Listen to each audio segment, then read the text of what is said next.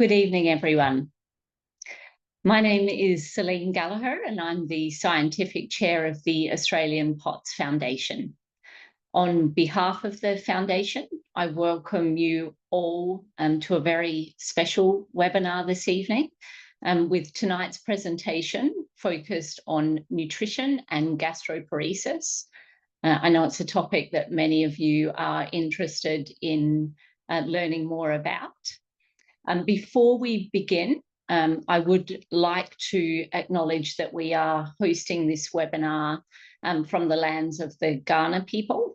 I also acknowledge the traditional custodians of the various lands on which you join us from today, and the Aboriginal and Torres Strait Islander people participating in this webinar. I pay my respects to elders past, present, and emerging, and celebrate the diversity of Aboriginal peoples and their ongoing culture and connections to the lands and waters of Australia. We are absolutely delighted and very lucky this evening to be joined by Geraldine Georgeou. Geraldine is a well-accomplished accredited practicing dietitian who's received recognition from Dietitians Australia for more than 30 years of dietetic service. Geraldine has been a gastroenterology dietitian at the Prince of Wales Hospital in Sydney and a member of the Council for the Gut Foundation and author of the Gut Foundation Cookbook. Geraldine consults to the GI Motility Disorders Unit with experience in referring for and tailoring a range of diagnostic tool results into dietary advice. We're really looking forward to hearing from you this evening, Geraldine, on nutrition and gastroparesis. I will ask everyone who's joining us online to submit your questions through the Q&A button that you'll find at the bottom of your screen. We will get through as many of those as we can at the end of the presentation. Tonight's presentation is also being recorded, so you can watch that via a link that will be sent out to you, post a little bit of editing of the webinar at the conclusion of tonight's presentation. Without further ado, I will hand it over to you, Geraldine. Thank you once again for joining us. We're absolutely delighted to have you here. Oh, thank you. Thanks for having me all. It's always funny when you're doing a Zoom because I feel like it's that romper room moment. I don't know if anyone remembers romper room, but I'm sure there's people out there that I do know. So thank you for taking the time this evening.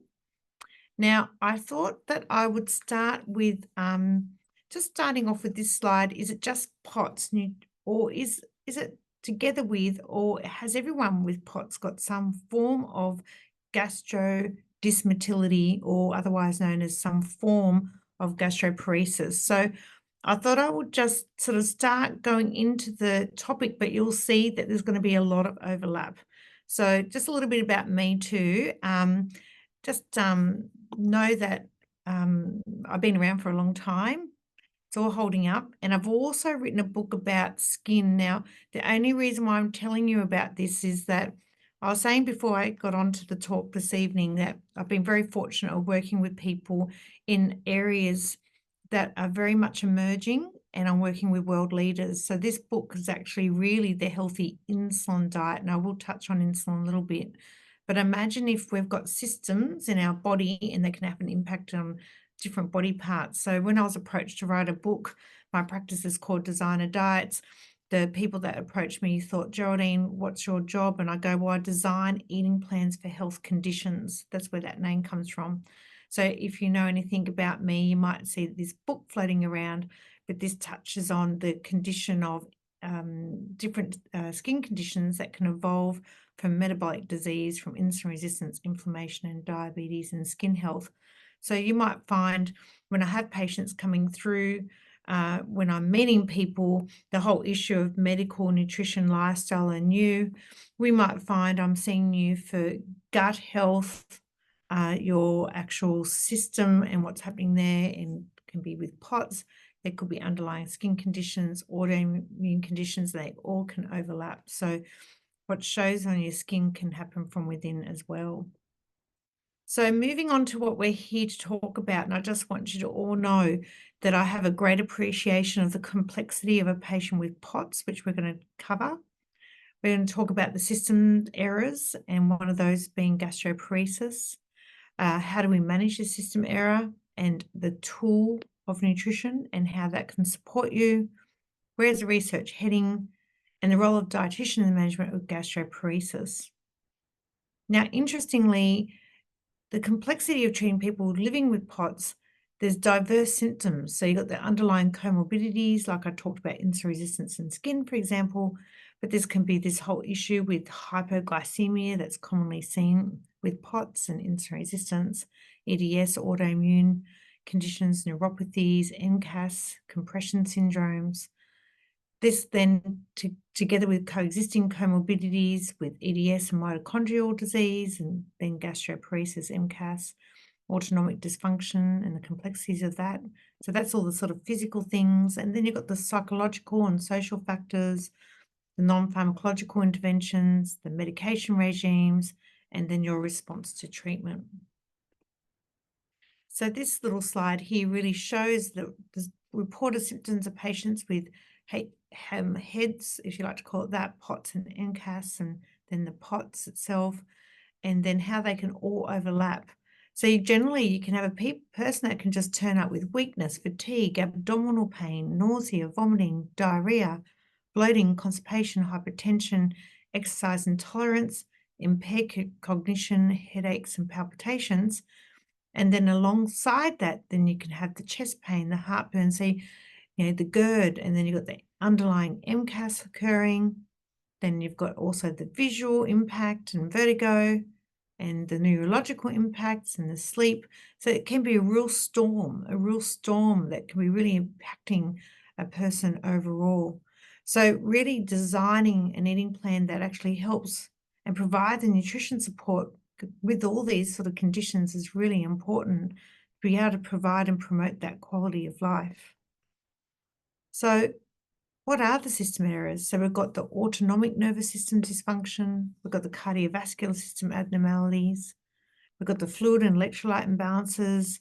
When I was at the POTS Foundation conference in Adelaide, had an excellent talk about how do we manage that fluid and electrolyte balance and all the tricks there in reference to sodium.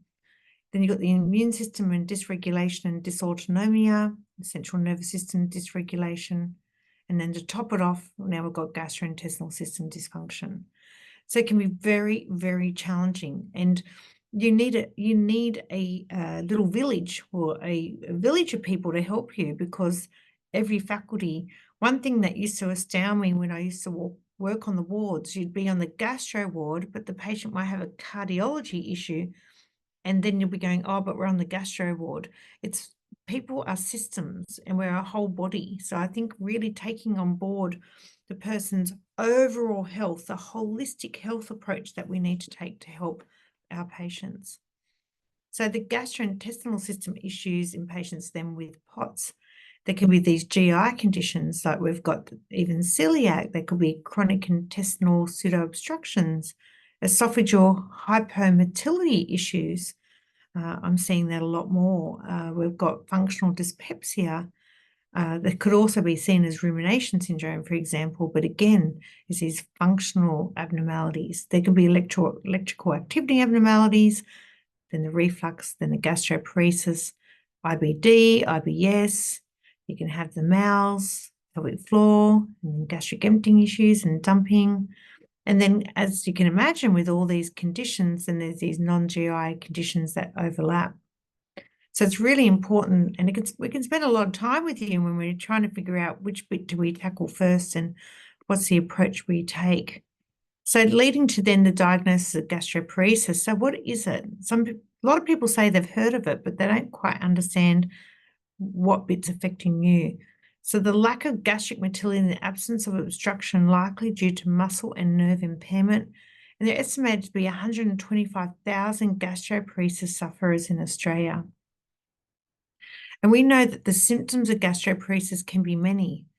So if we've got issues then with, again, back to POTS, and we've got to maintain adequate volume and fluid, that can be very challenging, because then behind the scenes, you could be having all these sort of symptoms that are listed here. You have the heartburn and reflux, and you might find that food's hanging around here, so you're getting this bad breath, so you've got lack of appetite, lack of thirst, and you can have this anorexia, which means inability to eat, weight loss due to low calorie intake. And I was just saying before I got on, we're seeing so much more about ARFID as well, because we're reacting to a behavior of a physiological response that's occurring, and then symptoms can be worsened with different foods. So when I'm seeing patients, I really cross-check what symptoms you have and work around how we can then manage positive nutrition, positive hydration, and positive electrolytes to be able to help you. The consequences, though, which are frightening, can be this severe dehydration and vomiting. So in one hand, you're trying to manage POT symptoms, and the other hand, you're becoming dehydrated and vomiting. So it's a very hard, difficult and challenging experience. And then malnutrition can then arise. That could take some time.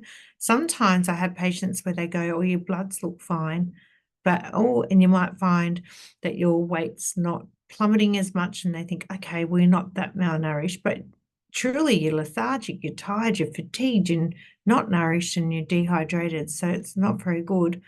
And then with the blood sugar abnormalities, and then we've got to work out what food works best. So I'll show you a little slide of foods that I do ask all my patients to avoid. But then we also find that there could be small intestinal bacterial overgrowth, and bacterial overgrowth just because the stomach is not emptying like it normally would. And then overall, we've got this reduced quality of life. So the aim of treatment, so we need to help you get a diagnosis, which can be always a challenge. You've got the gastric emptying studies. You've got Atmos capsule, which actually measures gases. We've got GI mapping. Some people might just get diagnosed with gastroparesis on endoscopy if there's residual food present. So it really depends on your gastroenterologist and what type of diagnosis. Like some people might get diagnosed with slow transit and have fecal loading found on an X-ray. So these are all ways of seeing if there's some delay in gastric emptying from the esophagus, the stomach, to the small intestine and the large bowel.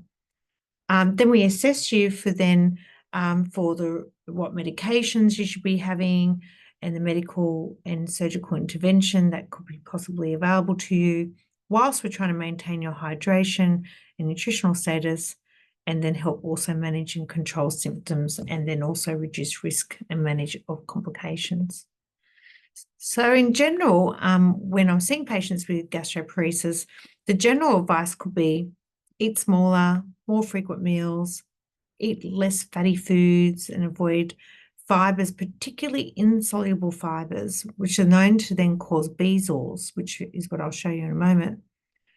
And avoid foods that cannot be chewed well, and foods that are generally encouraged. So some patients could be okay on bread, cereals, and crackers. Some people, if we go down the path, then if they've got an immunology response and they've got MCAS, for example, we might need to change the type of carbohydrate as well. So you might need to be on gluten-free, for example, and then looking at types of vegetables. And in some patients, I might need to merge 3 eating plans together, which could be, low residue, lower FODMAP, and even gluten-free, dairy-free. So, and that's if we can eat orally and still be able to tolerate food.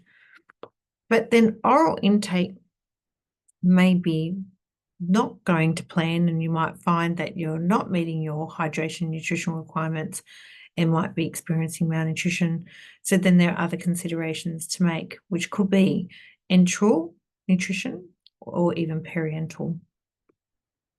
So the primary aim when we're looking after people with gastroparesis nutritionally is to manage adequate nutritional status, electrolytes, and hydration. And diet progression based on symptoms and tolerance as well. There could be a texture modification, so it could be solid to a minced, mashed, or even to a liquid. So the nutritional composition, so low fat improves gastric emptying as well, because people can have delayed gastric emptying just because they're not tolerating fats. Sometimes we might even look to see if you've got any enzyme insufficiencies there as well. And then we do focus on maybe high in GI high protein for adequate nutrition, but within that, we might even need to try different types of nutrients. Some might need to be semi-elemental or medium chain triglyceride for fats rather than intact fat. So it really depends again on tolerance, looking at the fibers. Do we need to go low lactose, lactose free, or once I mentioned before, we might have enzyme insufficiency. So some patients might need to change to maltase, lactase, and sucrase, and have nutrients that are low in those nutrients as well to avoid fermentation. And then some people may do better than with soy isoflavones and may need to change over to a soy based food. But in general, some people I just make a modification of the type of fibers initially. So it doesn't need to be as complex like that. We can just look for bezoar forming foods, where some people may be eating lots of blueberries, and these foods can actually form a bezoar. And bezoar, just to sort of give you a, has anyone got a cat out there? And a fur ball. So if you think of a bezoar forming food, it's a food that can just then not pass through the stomach because it forms into a solid chunk of fibers that you won't be able to pass through, like a fur ball.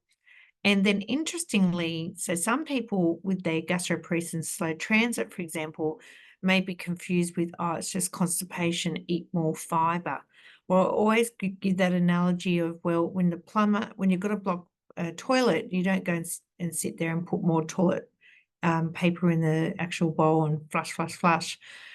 You'll find that we need to actually fix it from the bottom end. So it's really important that you don't just go and take a fiber, or you go and take any old fiber. So there's a lot of research with different fibers that can even have a peristaltic benefit. So again, depending on how you're being affected with your gastroparesis, often interestingly, so if I show you this little diagram, I don't know if you can see this, actually maybe I'll show it a bit bigger, but when you're actually loaded in the large bowel, the actual large bowel, if you've got this slow transit, can sit under your stomach. So sometimes it's not gastroparesis as much as the slow transit, and the consequence of delayed stomach emptying can be a result of your large bowel not emptying well enough. So then we need to work from the bottom up.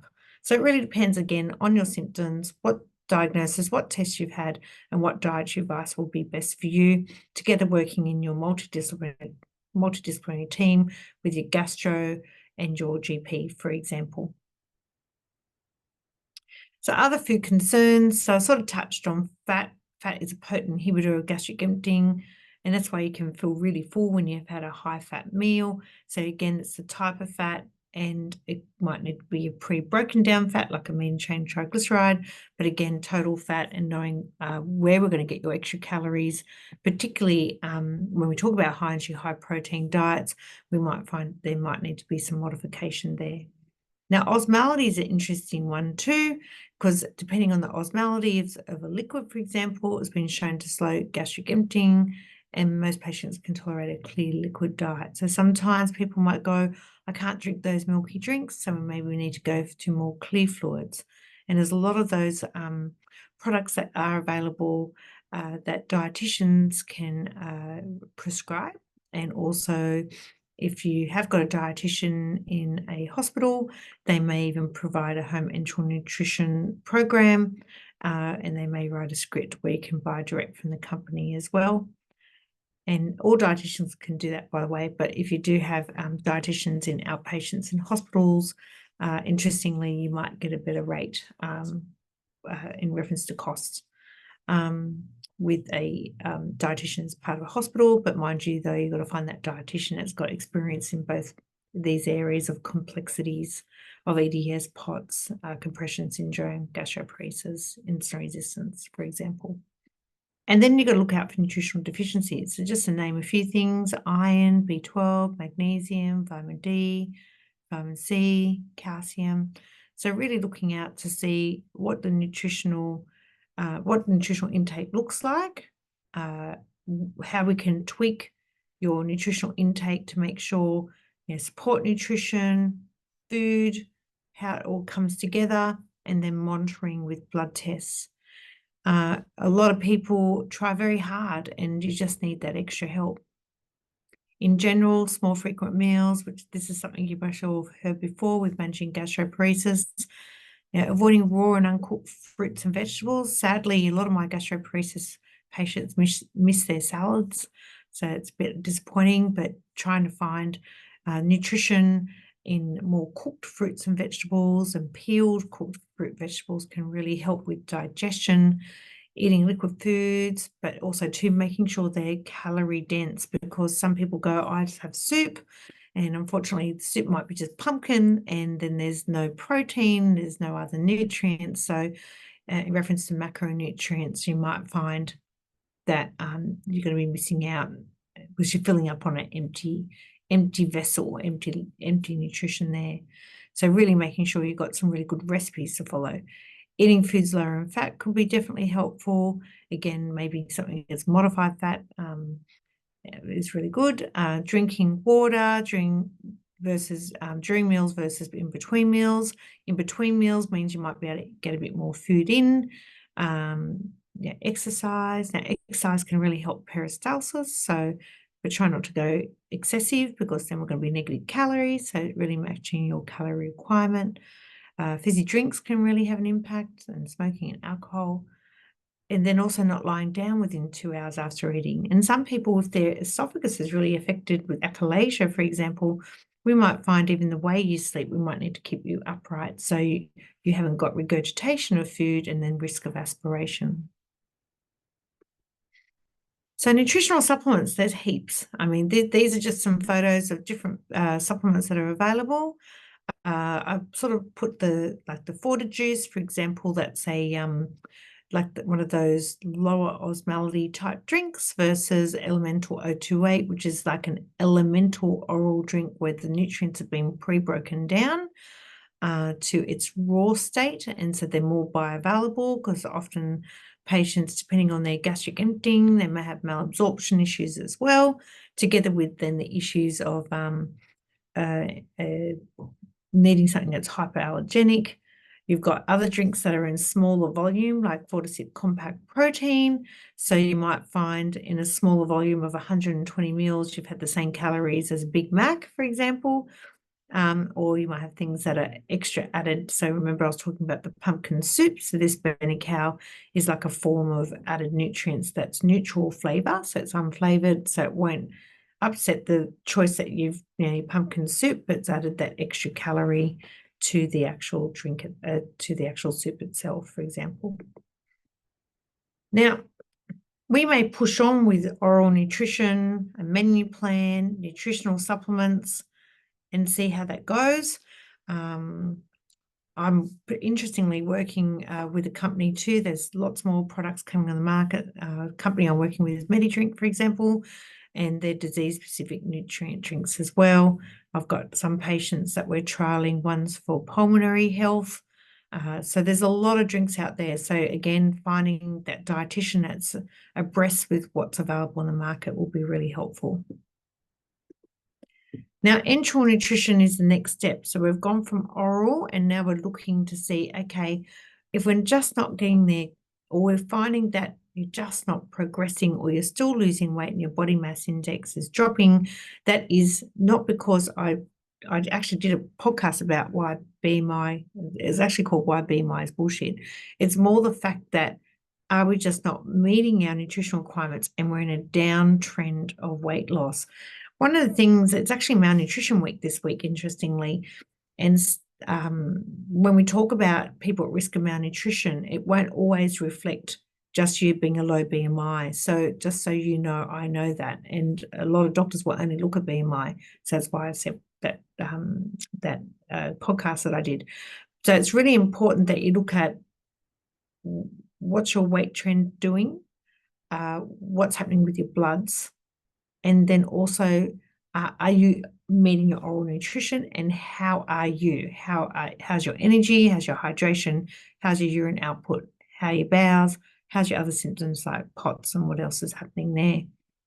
So then if we find that we've exhausted all the oral elements of what we can do, then we may end up looking at doing, particularly where you're affected. So some of my patients that I share, for example, I'm in Sydney, by the way, but I share patients all around Australia. So one of my gastro doctors I work with in Queensland and does a lot of work with compression. You may know of her, Dr. Rebecca Ryan.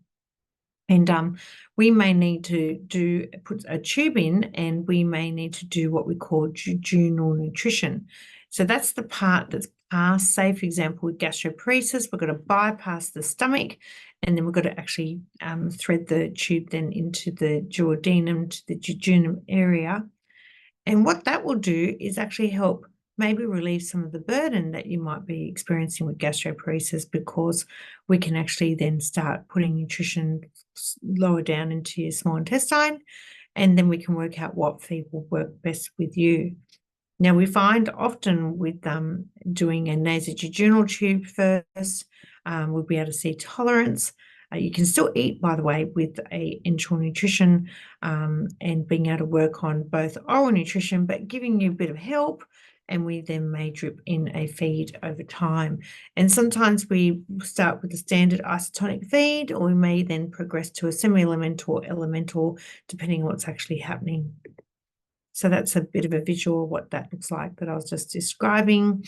There's different types of pumps, there's different types of where we put tubes, and what the short term is, long term.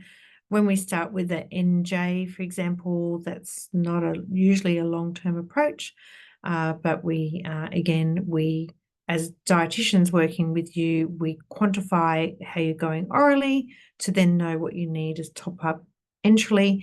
Some of my patients are solely enterally fed, because unfortunately their gastroparesis symptoms are just severe. So really, depending on the patient, we really work out what best route feeding, together working in a multidisciplinary team. There are different feeds in the market as well, just like the oral ones. So you might be going from a polymeric feed, which is like a Nutrison Protein Plus, for example. Some have fibers, some don't have fibers, depending on which one. Some have casein and cow's milk protein. Others, we may try dairy-free, or we may end up going for, so see how it says 1.25, 1.5, 1.5. They're all got different calories per meal, and depending on your calorie requirement, we'll actually quantify how much we need to aim to try and get through. But again, it's all about that volume tolerance as well, and rate per hour, and how much feed then we need to run. So there's a lot of thinking involved. I remember when I first became a dietitian, we do 5 years at uni normally. I didn't realise how much maths was involved, but that's okay. It's been 30 years now, but it can be really tricky, and we need to also be very personalised, and we need to be able to provide that right advice that suits best for the patient as well. So our primary aim, when we're then from there, if we're having issues and we're still not progressing, then we might have to look at further help, and we might be looking at total parenteral nutrition or parenteral nutrition. Now, this is not that readily available, just for those that are out there listening and watching. But our aim at the end of the day is to still be able to see if we can return to some oral intake in the end. And then this could mean that we combine even parenteral nutrition with enteral nutrition, and then together with oral nutrition in the end. So some people may have a cyclic nocturnal infusion. Some people might just have access for fluids. Other people might have access for both fluids and nutrition. I do share a number of patients with the intestinal failure clinic here in Sydney at RPA, and some patients may be running both a percutaneous duodenostomy feeding, which is a tube from here that's now gone into through into the digestive system straight in, and we will then do top-ups with TPN and for hydration, potassium, phosphate, mag, and things like that. So it can be like whatever route of feeding we're working on, we've got to be able to put it all together and make sure that we're meeting what's required for your nutritional need and for your condition. And so parenteral nutrition, there is complications with parenteral nutrition. Some Some hospitals may choose to only offer it as an inpatient. Some hospitals may train you to do it at home. Some hospitals don't offer it at all. And so a lot of my patients with gastroparesis, we work orally and using enteral nutrition, which is that type of nutrition. Usually it's when we've tried and explored everything that we may be able to look at parenteral nutrition.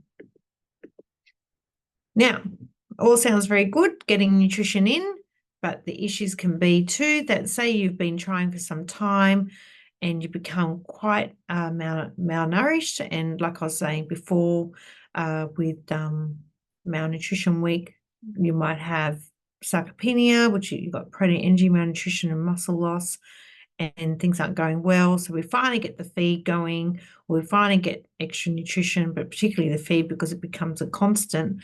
So you have to be very closely monitored for refeeding syndrome. Now, refeeding syndrome is defined as a potentially fatal condition. So a lot of people, they think refeeding doesn't sound all that bad, but what it can mean is that if we're giving you positive nutrition where you haven't had it for some time, we have to be slow and steady. I always say slow and steady wins the race. And we often have to do quite regular blood tests for you to make sure we're actually monitoring those electrolytes, which you're very well off because of the POTS background, but you can get this rebound of hyperkalemia, hypophosphatemia, and low mag, and a calcium and a hyperkalemia change, which could be quite worrying. So with all my patients, depending on, so when you see the dietitian, when we ask you to keep that little 3-day food diary before coming in, we're really looking at you to see, well, what nutrition have we got going in? So when we start giving you positive nutrition, what is our risk for such a thing as refeeding? So these shifts result from also other changes, hormonal changes, metabolic changes, and the biochemical feature is, like I mentioned, this hypophosphatemia, and then also abnormal sodium. Who, oh God, need that like a hole in the head. Fluid balance changes in your glucose. You could get this reactive hyperglycemia and protein fat metabolism changes, and this thiamine deficiency. So I don't know if there's anyone there listening, but to prevent refeeding syndrome, one of the things that we do is we give you some thiamine as part of the refeeding process to reduce the risk of refeeding syndrome. So these are all the things. And then we've got to work out, well, some people can't take thiamine orally as well, so we've got to work out the best way to do that. So how do we manage then the system errors with nutrition overall with the patient with them POTS? So we might find then, depending on how the patient presents, these are areas that we will be considering when you walk in the door. So it could be that we're looking at then, you know, you've all been and know about fluid and salt and maximising sodium intake, looking at eating small frequent meals instead of the larger volumes. We might be looking at eating diets low GI, balanced protein, good fat to reduce glucose spikes, and managing underlying possibility of insulin resistance, and choosing salty snacks. So that's when we've got the oral going well. We could be looking at endocrine support. There might be management of underlying insulin resistance and berberine, and as well as medications to manage POTS. Then we've got regular pathology and subjective assessment of these things, and working again in with your doctors. Subjective assessment, also doing assessment of oral intake and your body composition.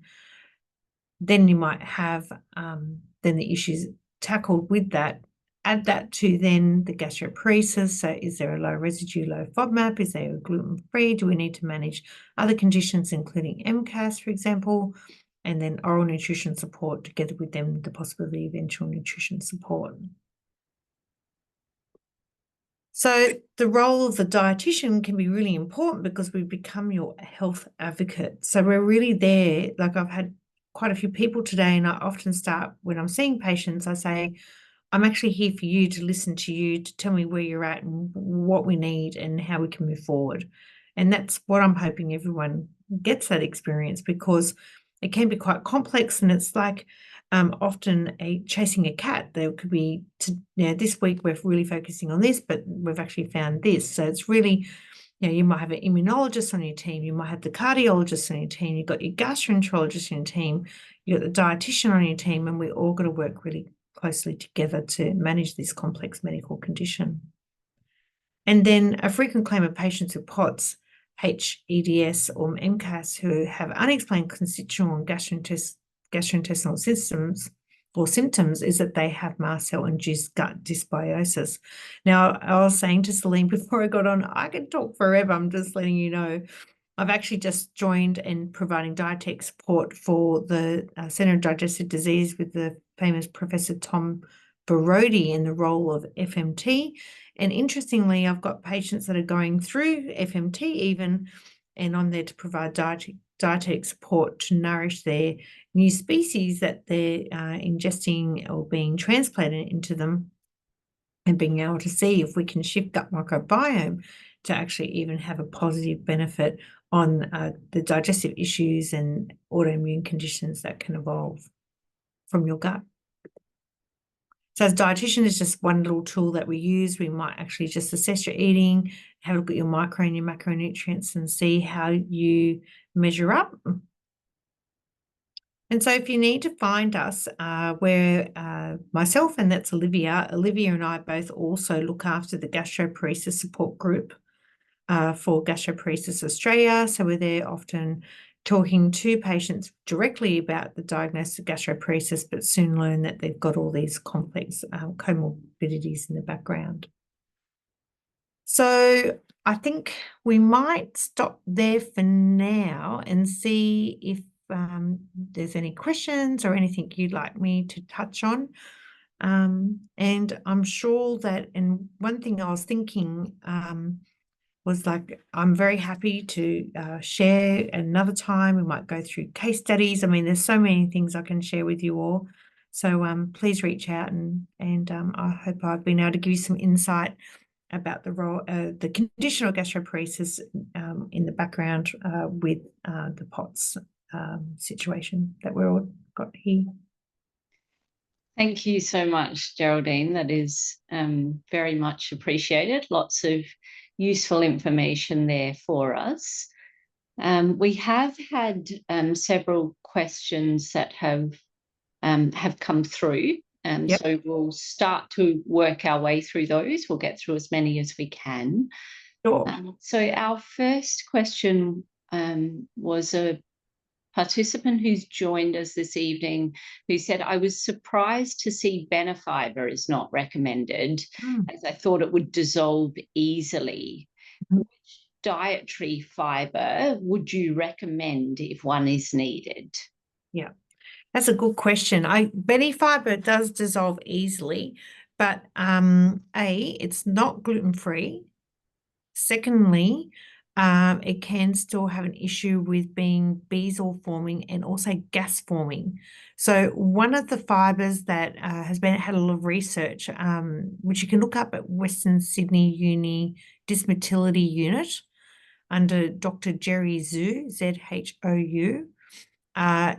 Georgeou and his team researched the beta fibers, and partially hydrolyzed guar gum, or otherwise known as PHGG, is one of the fibers that is recommended, particularly for slow transit and gastroparesis, because it not just nourishes the gut, it helps produce these short chain fatty acids that really nourish and nurture the beta species, also promote production of butyrate and be able to help manage symptoms of bloating and all the other conditions that can happen with slow transit.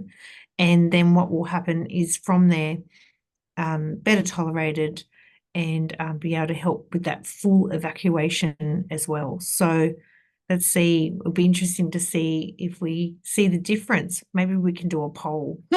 see